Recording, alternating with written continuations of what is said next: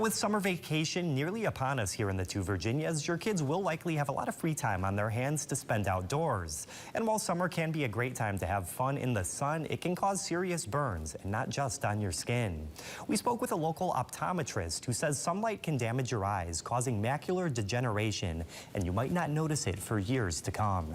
She says the first step to protecting the health of your eyes in adulthood is to take preventative steps in your childhood by wearing sunglasses that protect from both UVA and UVB light. But even if your summer consists of staying inside and playing video games, you aren't immune from eye-damaging blue light either. Fortunately, we don't know exactly how much blue light is too much. And so I think that's one of the most important things is, hey, is an hour a day too much? Is 2 hours a day too much? Without protection, we don't really know. Right now, the most important thing is that we do know that it is the same wavelength as the sun. And we know the effects of the sun on long-term damage for the eyes.